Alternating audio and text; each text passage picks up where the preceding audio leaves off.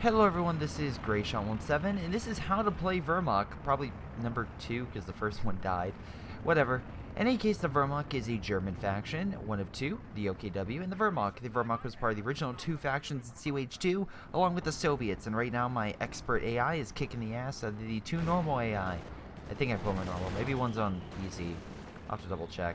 I actually had to shoot tanks, that way they would actually not kill the enemy base, but as you can see, that kind of didn't work, because they're still swarming the enemy. Right. Well, I'm sure the Soviets will be okay. Anyway, moving on. I really don't care because it doesn't really matter if it's annihilation or not. It's just no end in sight. Whew. Let's get to the units and what I think. Overall, I think the Wehrmacht is a great faction. It has a wide variety of commanders. Some that I don't use. Some I do. I'll show you all the commanders later down the line. But let's get to the individual units and what I think of them. First up. Pretty much the Wehrmacht compared to the OKW is a different tech tree. Their tech tree is actually original. You can see here it's literally called battle phases. Every time you do a battle phase, you unlock some more units, special abilities, stuff like that. For example, while you can use a tech tree, and essentially you need the third tech tree to unlock the heavy panzer corps, the second one to unlock the support corps, and the first one to unlock the light mechanized company. You also need sometimes like the first one to unlock the quote-unquote rifle grenade. Also, you need it to unlock the, let's see, what am I talking about? Yes, the flamethrower ability. You need to get to a certain level. In any case, but each of these are about 100, and you can see 45. So it's not too expensive to tech up, but it's when building the buildings, that's the big issue. We can see here again, like, we go here. You can, typically when a person starts off, they initially will buy this infantry company, and then they'll either go for the light mechanized company or the support armor corps, and then probably heavy panzer, or they might just rush for the heavy panzer corps. Unlike the Soviets, where you need to go one after the other, with the Germans you can go actually straight to the end if you want. Man, there's a lot of armor units coming over here, but I don't really care. Honestly, I don't. Actually, I'm very curious. Come on, baby, you can do it. Oh shit, come on, Panzer 4. You failed me, Panzer 4. I literally was shooting tanks out of the water. Actually, hey dude, you want to go this way? That's cool. Ladies and gentlemen, I'll show you a little trick that is mostly really not in this game anymore, but I will show you because it's pretty great. Now, of course, remember guys, ice is very deadly. Big heavy tanks don't like ice all that much, so it's fine. Come on, kill it. Come on, do it. You do it, Panzer 4. There we go.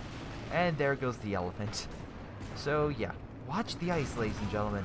Watch the ice. It can be very deadly for random stuff like that. 2-star Panzer 2. Oh shoot. Oh, it lived. What about that Panzerwerfer? How about that Panzer 4? Oh, come on. Give me something. Do it. Do it. Do it. Do it. Do it. Yes! Haha. Pathfinding, it's great. It's like shooting fish in a barrel, except they're heavy armor.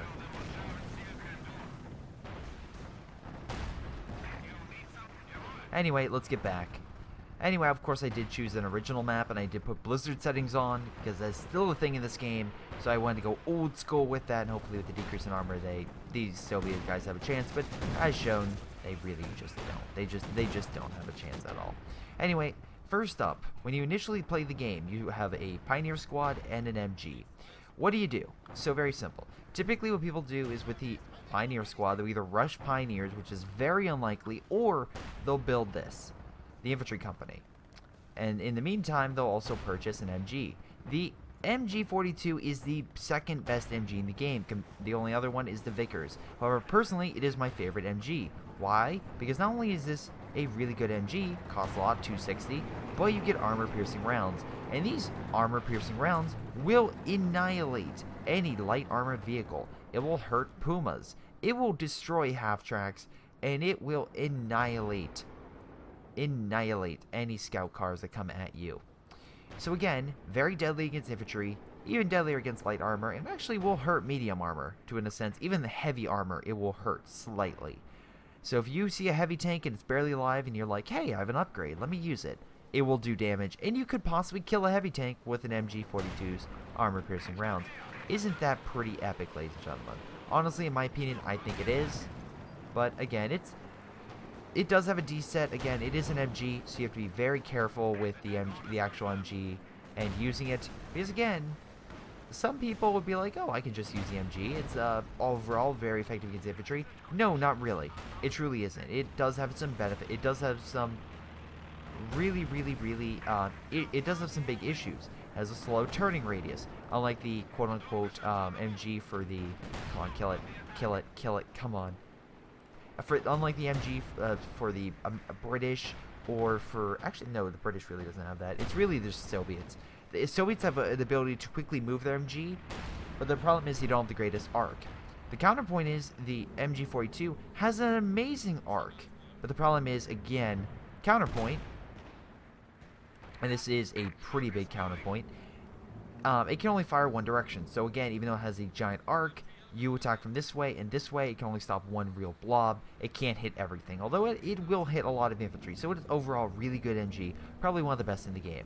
The Pioneers, on the other hand, they're okay. They're good close range, barely. They're not as good as Stern Pioneers. They'll do okay. But the main thing you want to have these guys as either you want to give them the flamethrower and have them support. They're not great unless you blob them. They're not really good in that general facility. Or, and this is or again, you have them with support and remove mines and stuff like that. But again, if you do this, they lose firepower. So again, either way, the Pioneers are good for support. The Flamethrower is good for killing guys in buildings, or for just killing guys in general if you have a lot of them. But again, they're pretty weak infantry, and overall, you definitely want better line infantry. You know what's better? Getting infantry company and then getting grenadiers. These guys are some of the best infantry in the game. Honestly, they are. Because why? So of course, they all can upgrade for MG42s. All right. And that makes them incredibly powerful against infantry. Incredibly powerful. Secondly, they get the Panzerfaust, which is a very, very awesome ability in which you can possibly immobilize allied armor. That's huge. That is pretty huge that you can do it, and after, I think, 75% health or less, it will instantly, crit their engine and cause them engine damage, and enough of those shots, and it will start even more impacting their engine. So you could have a really, really big issue with their armor if you do enough Panzerfaust at them. Now, continuing on, they also have the rifle grenade. These are great for killing MGs. Because again, we'll just do a test run. You fire enough of these shots at a target, and you're essentially firing a lot of noob tubes, essentially. But these noob tubes can go pretty far, hit an MG, and you can get around it. Also, with the MG42 ability, they're also very good at fighting MGs. So, if you're facing a Soviet MG or something like that, you could attack it from multiple angles and then quickly kill it, along with other allied infantry. The counterpoint is, again, it's equivalent to, let's say, a Bar or a Bren for the British. But if you're versing Soviet, which was the original faction, it's very hard for conscripts to fight these guys. Very difficult, and that's why I say they're really good. Also, they can make bunkers. And why these are so amazing is very, very... I love how the AI is like, I'm not going on the ice anymore. You can't fool me. Oh, stupid AI. Anyway. Oh, wow. Please, just go over the ice. Go over the ice, I dare you. I double dog dare you. Come on. Go over the ice.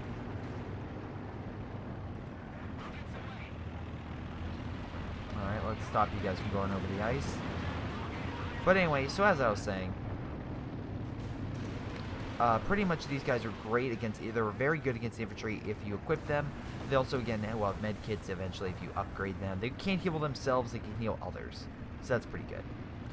But yeah, and again, they do get this bunker thing which you can't place down. A lot of people complain about the bunkers because Soviets don't have them. Eventually the British got really good emplacements. And of course you have the Americans with their fighting position. But nothing stands the test of time like a good old-fashioned Wehrmacht bunker. Because not only do you get a heavy MG42 in them, which, by the way, these bunkers need either AT fire, mortars, or something like that to kill them. Really direct machine gun fire will not hurt these at all, so it's not very wise to use that. But you can also make these a medic station or a command post. And essentially, one will heal infantry's health, and one will give you more men, as long as it's in friendly territory. So, along those lines, if you have these bunkers, you can technically make a forward base. And this was before the Americans or the OKW or even the British really designed, again, kind of had that staple. That's what this can do. It can literally be your frontline base, and that's why the Wehrmacht originally was such a hard faction. Not because they had the best armor, but because they could keep fighting while the conscripts on the Soviet side, you could lose more men. Overall, people were just dying in general, just because of the fact they couldn't stand up to a constant test of Wehrmacht forces, and again, these bases. That being said, the counterpoint to the Wehrmacht is very simple. They have fewer men than the Soviets, or the Americans. The British have the same amount, but you can upgrade them to have more men. So it's very easy to kill soldiers, and if you kill the soldiers, they become very, very, again, that's the weak point. They don't have as many men, quote unquote. And then while the Soviets can quickly you can use conscript abilities to pretty much quickly get a bunch of units very quickly. These guys, it takes a long time and very expensive for them to possibly get a lot of units. So that is the counterpoint and why they use so many bunkers. Anyway, let's just get a medic one. And it'll either have a medic base, you'll see a command post which will have the top, or it'll have the MG out on the front. The next unit here is the mortar, and the mortar is a pretty good mortar. Honestly, the Soviet mortar is better and more accurate, but this one's not bad for at least hitting positions. It's still a pretty good mortar. The mortar itself also has a counter barrage ability, which allows it to hit other mortars, but like I said, it's okay against fight. It's not the best mortar in the game, but it's pretty good. It's pretty good. There's nothing really special. Again, it's great for using smoke and stuff like that, but if you're comparing it to the Soviet one's honestly better. And also, if you compare the MG42 to the Soviet one, which again was the respective faction, it was a counterpoint. The MG42 was quicker to turn and easier to suppress, but the MG42 is more advanced and has a wider arc. So there's that. So the sniper. Oh, this sniper. Love this sniper. Sniper is great. Why? Because of this reason. First off, sniper, good at killing infantry. Staple, right? Alright. Can't really do anything against armor. The problem with this sniper is very simple. It's terrible against armor. And only the British sniper is really good against armor, but this thing is just like, again, it's one soldier, and if you lose this one soldier, you lose. The British sniper also has that thing where it's only one British sniper, okay? Comparatively, the Soviets have two. So the Soviets have two snipers, even though it's really just one shot. So the Germans have more to lose, but their also sniper is really good and has more health. So that is the counterpoint. This thing has more health than the British sniper. The Soviet sniper, but the Soviets have two. That's the counterpoint. They also have this ability which is fire incendiary rounds. This is great because what it'll do is it will just suppress all infantry that is in that general vicinity, and most importantly, it will shock them. It will like shock them, make them unable to move, and do a lot of damage to all units in the area, which is pretty awesome in my opinion. It is pretty great. Now let's help these guys out. Call them a nice little airstrike. Come in and help them out. Wow, he's gonna rush Panzer IV. That's also the good thing. Again, they have numbers. The Soviets would typically have numbers, while the Axis do not. They have better units. But again, if the Soviets use tag team or same thing with the Allies, they can take the advantage over the Germans, who have technically most of their units are better, but they're less. That's the counterpoint. So like again, less men, but a better soldier. We can continue on, and we can go to the mechanized company, pretty much a post that I typically will skip. It depends on the situation. Again, talk with your allies and see what they pick. But anyway, so first up we have the Panzer Grenadiers. These things are boss because very simple. You can upgrade them to have Panzer Shreks. And Panzer Shreks are great at killing allied armor and allied units in general. Honestly, they are. Thank you, Panther, for getting my sight. But anyway, these things are great at pretty much killing Jacksons, Fireflies, Shermans, you pretty much name it. Also, the bundle grenade is great for just causing a big explosion and killing blobs. So if you deal with a blob, Panzer Grenadier will hurt it. But the thing is, Panzer Grenadiers cost an extra 100 manpower, alright? And it's 120 compared to 60. But that being said, you get 2 Panzer Shreks compared to 1 MG42. Which, by the way, no, it does not suppress with the Wehrmacht Grenadiers. But the Panzer Grenadiers are great because, again, they're good at killing armor. But once you have this upgrade for them, these Panzer Shreks, then it becomes an issue. They become really, really, really terrible versing any type of infantry. They're great against armor, but oh man, do they suck against infantry. So if you, what's nice to have is good combos. We either have something that's good against infantry with the stuff that's good against armor, and these things will literally tear things apart. That being said, you can't win it on just infantry. In this game, you do need armor, and that's where these guys come into play. The scout car is great because not only will it shoot down aircraft, which I love, but it'll also be, it's a nice early game unit to fight off like the Soviet scout car and other light vehicles that possibly the Allies will send. It's not great against tanks. It's not really good at all, unless it's like just firing at it from like off range and the tank is not like targeting this. And that would be a light tank, not a medium tank, a light tank like a T-70 or a Stuart. But overall, this thing is not really heavily armored, and its gun is okay at best. So really, this thing is just really scouting and kind of supporting, not frontline. Similar to the half-track, you do get the upgrade for flamethrowers, which are extremely deadly against infantry, but the counterpoint is, it can also reinforce. But if you want the flamethrower for firepower, you can't reinforce. And if you want the, hold on one sec, I need to kill this guy over here. Stop pushing up. Anyway. If you want it to be good against, have good firepower, then you lack its ability to reinforce. Which again, as long as it's in the vicinity, you can reinforce pretty much the infantry units. You cannot heal its health. That is the counterpoint. You can't heal the health of it. But again, having a flamethrower is pretty epic. And again, it's great for killing guys in buildings and blobs in general. So if you have a good frontline force and you tell this thing, hey, okay, can you fire at the blob? It'll do this awesome flamethrower attack. And remember, in this game, flamethrowers are extremely deadly, but bullets aren't really. It's like bullets, this will do more damage than bullets, honestly. Which is great. Once again, it's very easily killed by, again, any type of AT unit, and pretty much consistent, along with the scout car, enough units, just infantry, normal, like bullet fire will hurt these two units. So that is a big, big issue. That, again, people really do have to watch out for. I love how, like, everything's freaking out because of the snow. Whatever.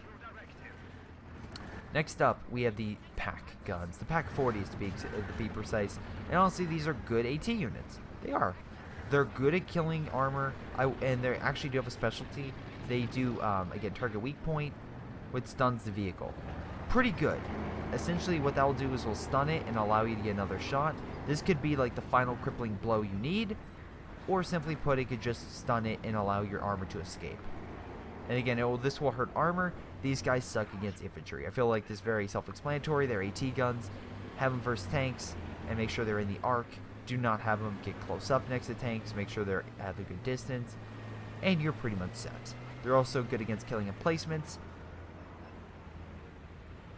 so they're pretty good. They're probably like, honestly, if you're just looking for a good, nice support anti-tank feature, these will not let you down. Now, let's go to the medium armor, which is over here. First up, the little thing that was killing all their stuff. Actually, I'll let them back up so we can see it kill an elephant. That's great. I think this, honestly, I think the Yag Tiger is better. But this is pretty much, the elephant, while it's here, is the ultimate. This is something you need a commander for to call out. The elephant is really good tank destroyer, especially with like a spotting scope. It can see pretty far. You do need units that's for sight to have its maximum range. But honestly, it's not bad. It's pretty good overall. Come on. Kill the elephant. Come on. The problem with the elephant is very slow, very bulky, and enough fire will kill it. Come on.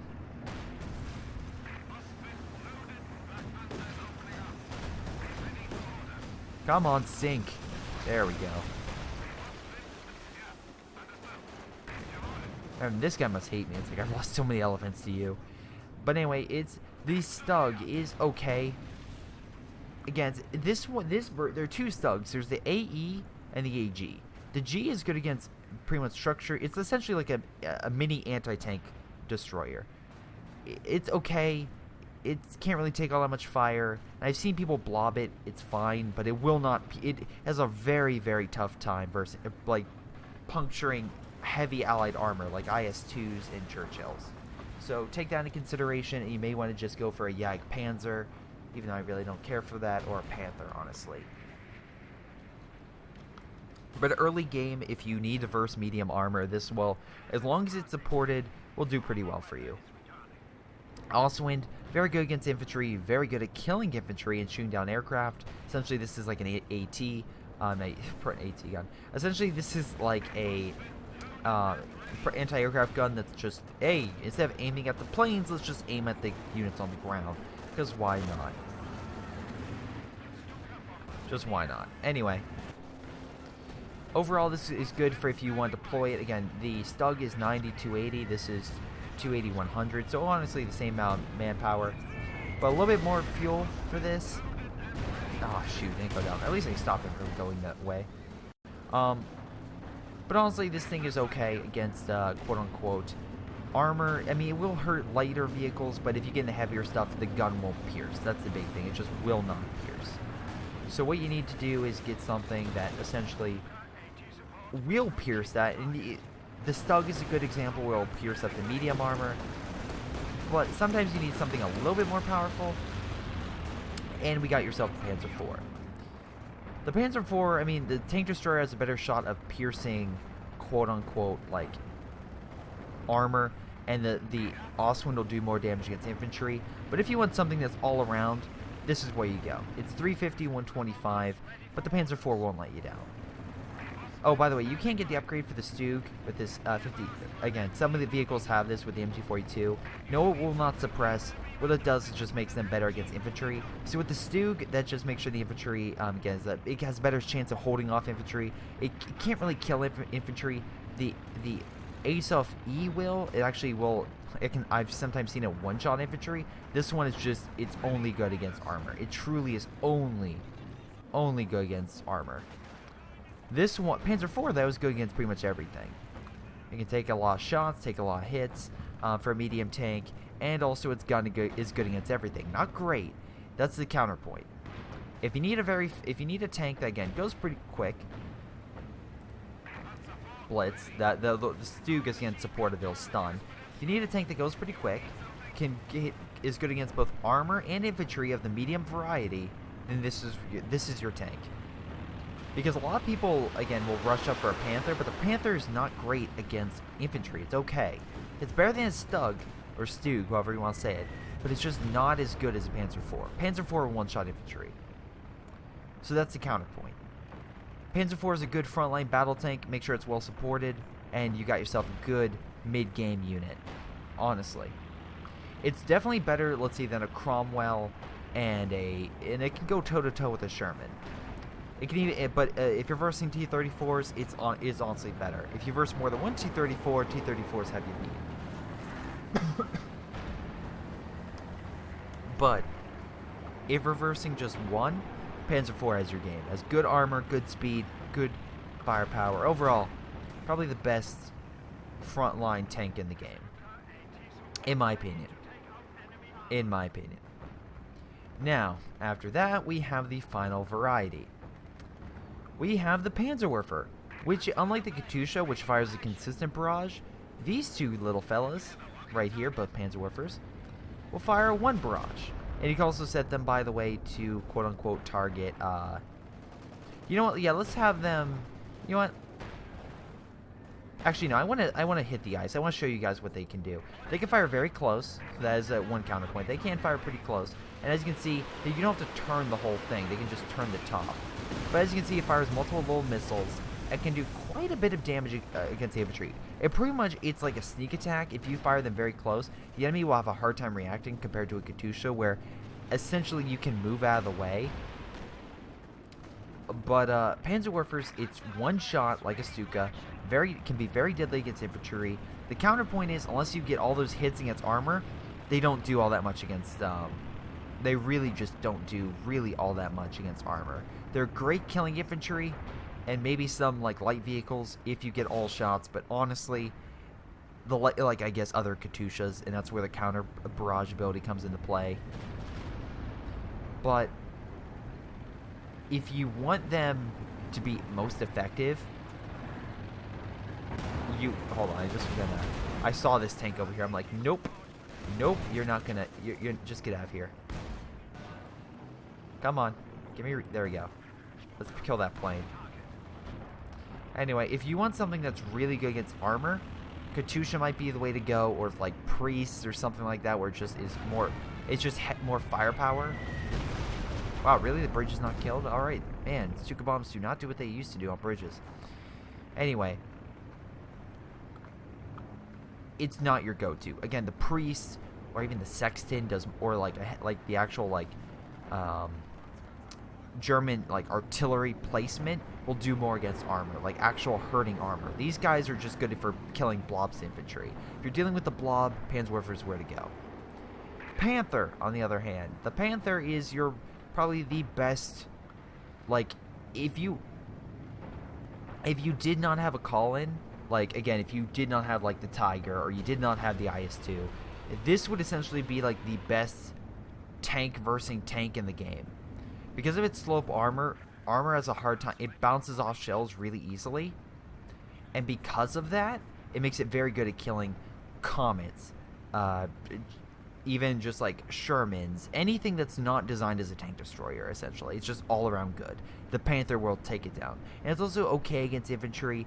You can kind of run them over, and you can get this 50 cal MG42 machine gun up top. And it'll do some things.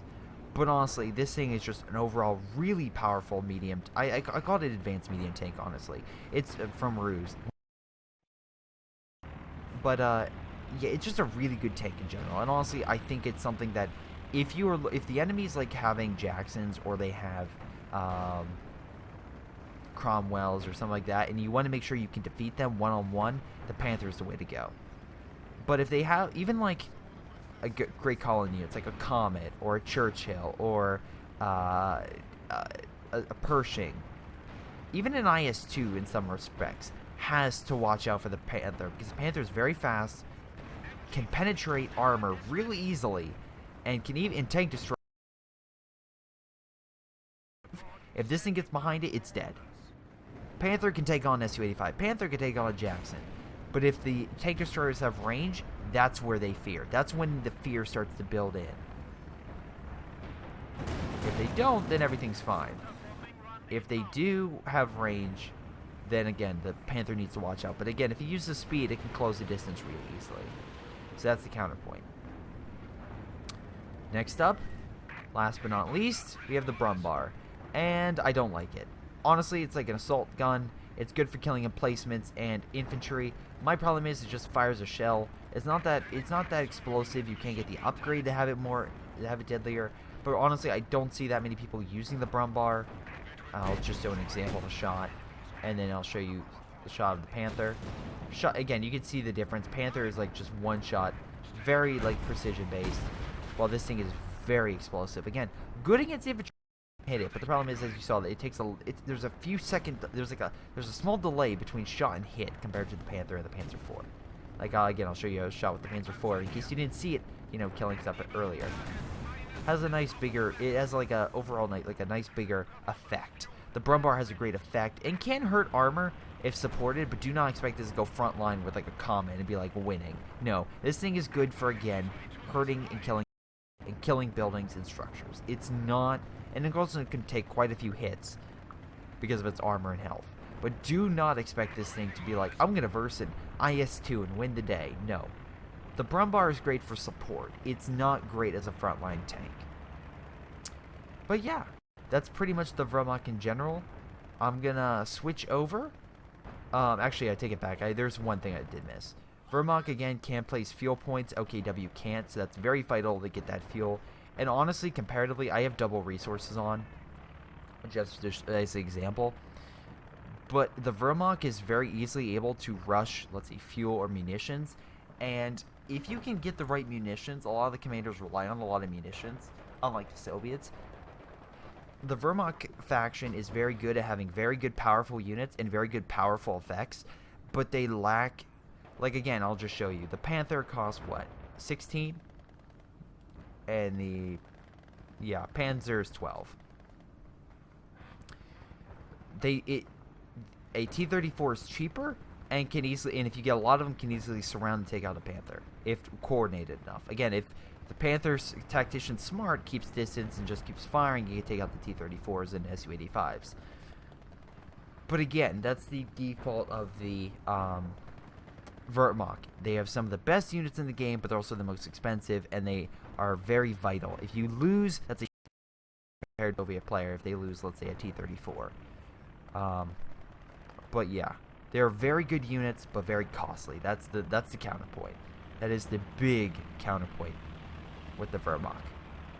But in any case, let's show you guys some doctrines and show you how it goes. Honestly, for this like doctrine that I'm picking, it's the close air support. It's probably my favorite because again, you can call it nice little airstrikes. Call in all sorts of like airstrikes upon the enemy. We're gonna see a bunch of planes pop in the distance right now. This is a T-strafe. The one over here is the anti-infantry strafe. And that, quote-unquote, is the Suka bombing strike, which, again, will decap the point if needed. Wow, nice job, AI. Nice job, AI. Thank you, Stug. That's why I kept the Stug there, just in case he sent armor my way. Didn't want to interrupt the recording. Again, Stug has a good fire rate, but again, kind of weak. You need to support it. But that's, yeah, pretty much. Let's go switch over. Oh, wait, almost forgot. So, again, supply drop. Tell either a munitions point or a fuel point, and it'll drop stuff, and then recon. That's why I love this doctrine. I think it's my favorite doctrine out of all of them. And, yeah, it's a very supportive doctrine, which I like. I like being the supportive player. But anyway, let's switch over the doctrines for the umpteenth time. Hello, everyone. Welcome to the doctrines portion of this. Now, if you're wondering, yes, compare to, let's say, the OKW, or the Americans, or the British. Sorry, I kind of switched them up. The Soviets and the Wehrmacht have a ton of commanders. An insane amount. There's all sorts. If you want a nice variety, like the Soviet and the Wehrmacht have great variety. I feel like there's a lot that aren't used, but I'll go through all of these and show you guys like which ones are really good. The assault support doctrine is very good because, again, double blitz trucks helps with getting more supplies. Strafing run is great for keeping infantry again suppressed if you have a blob. Fragmentation bomb is great for killing just pretty much like big blobs of infantry. Okay, against stunning, it's good for stunning armor, not killing it. And the Tiger tank is a great heavy tank to deploy. Overall, it's not as good as King Tiger. It's easily the armor is not sloped, so it's easily hit with tank destroyers shots. So you do have to worry about that, but overall it's good against all targets. And then, like, but the thing is, like, again, this is good, and you have, like, Blitzkrieg, which is great. Super close air support will tear apart infantry. It's great. But again, like, it just depends. Like, the doctrines that, like, surrounded in white are just stuff you normally get. Some of the blue ones are special ones you either have to buy or they were released free. The best way you can describe is, like, the defensive doctrine, which a lot of people are like, we need a defensive doctrine, was given to the community, and it's like, this is great for people who just want to go defense. And this was free. But then, like, the assault support doctrine or the Luftwaffe supply doctrine, those are paid. And unless you play games and, let's say, you win, you get a drop, and you unlock that commander, you have to pay for these. So that's why I'm going through. I'm going to say, like, which ones are good and which ones aren't. Because I'm not going to say, like, Blitzkrieg doctrine's good. If you like a command tank, which will help support all units in the area, that's great. Panzer Tactician gets your unit out of fire with smoke, is great. Close air support, highly recommend if you're a supportive player. Defensive doctrine, again, great for if you're going on defense. Encirclement doctrine, great if you like very fast tanks that can take points, and also like cutting enemy supply lines. Stormtroopers will deploy out behind, great overall infantry. You can equip them for be good against both infantry and armor. And close the pocket's great for just smashing enemies once you encircle them. Festing armor is okay. Railway's good at hitting like encampments, but it only hit one spot. Pack 43 is probably my favorite anti-tank gun in the game, honestly. If any doctrine that has it, can be good or bad. But again, these are like free, so you can test these guys out. Pack 43 can fire through buildings. It is weak to artillery, but still, it's pretty great. Fortified armor doctrine's pretty good. It's okay. Again, if you want to haul down and hold, that's pretty good in keeping your guys alive. Elephant tank destroyer, again, bulky, powerful, great against armor, terrible against infantry. No really MG42 on it as well, so it's terrible. German infantry doctrine, very munitions heavy, maybe a little too much, don't really like it. German mechanized doctrine, if you want to have a hit and run squad with the mechanized grenadier group, that's great. This is a free doctrine. Try it out. This might be good. And smoke bombs are great for just a large smoke area to get your guys out of the line of fire. Jaeger armor. Out of the 2 elephant doctrines, I like this more, simply because of the fact you get the Stuka bomb for hitting strategic targets. The elephant can take out emplacements. Recon will be very supportive to your allies, and those tank mines can be deployed via half tracks and just sprinkled through the battlefield and are great at just messing enemy supply lines. Jaeger infantry doctrine, once again, very munitions heavy. Really don't care for it. Joint operations doctrine. Oh god, there's a lot.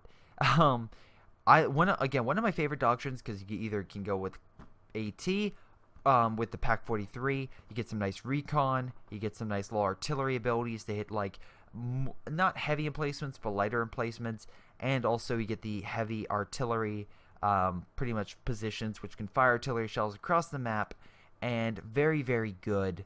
It's not as good as a B4. It's kind of like what the 152. But that being said, it does have some nice range and can do a lot of damage if done correctly. The Lightning War Doctrine. Like this, the Declares Air Support along with the Tiger is great, and it has a lot of good infantry buffs. Luftwaffe Supply Doctrine.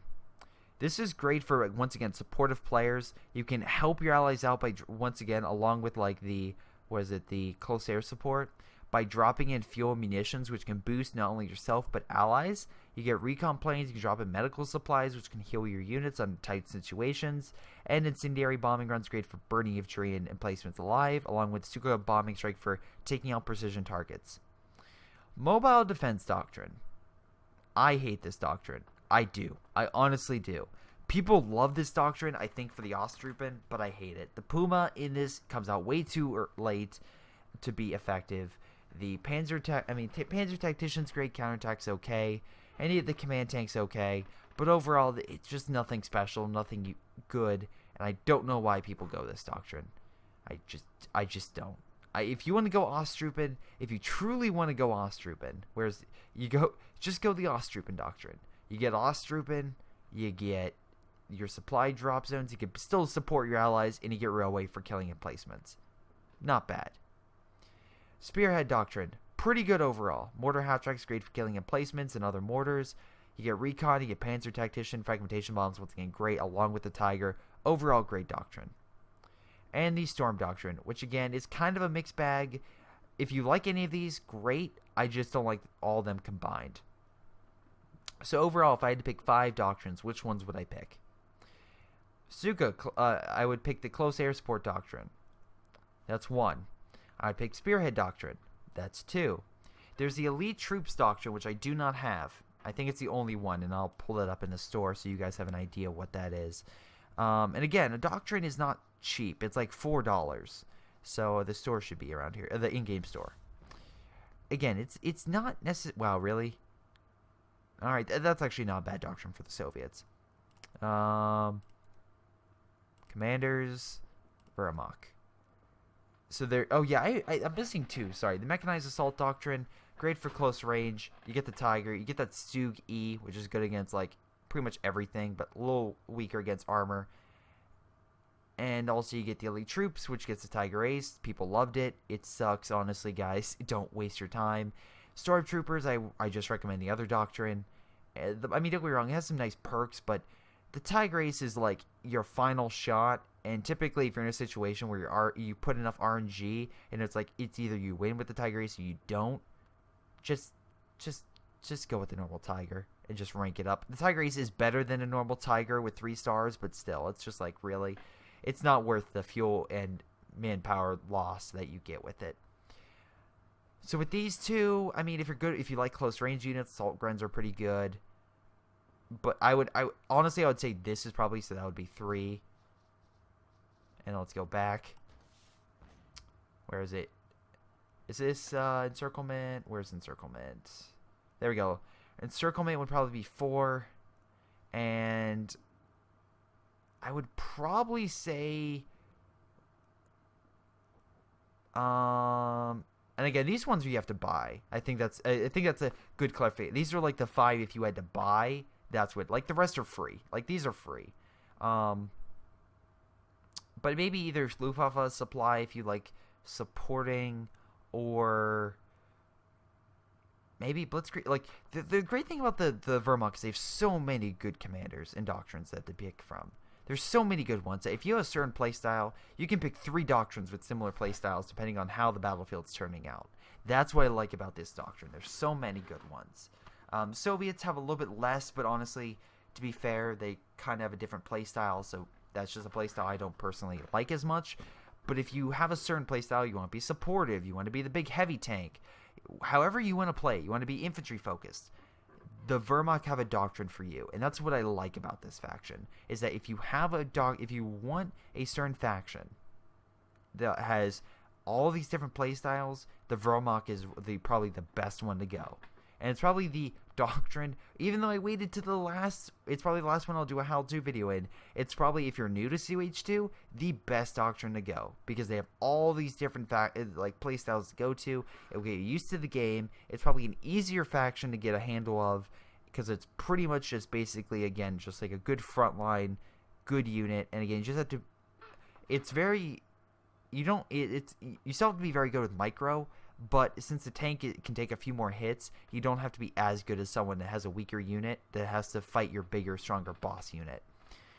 But overall, that's just me. That's what I think about all these doctrines. Again, tell me what you guys think. Leave in the comments below. Hope this how-to video gave you a better idea of how I think of the Wehrmacht overall and stuff like that. I could go over bulletins, but again, bulletins are just very small in particular. If you like a certain unit and you use a certain unit a lot, try to pick a bulletin then that you use that unit of. Otherwise, they just default to the Grenadier, the MG42, and the Panzer IV, because that's what I use the most. But in any case, that's my overview of the Wehrmacht. Thank you guys for watching. Hope you guys enjoyed, and I'll see you next time.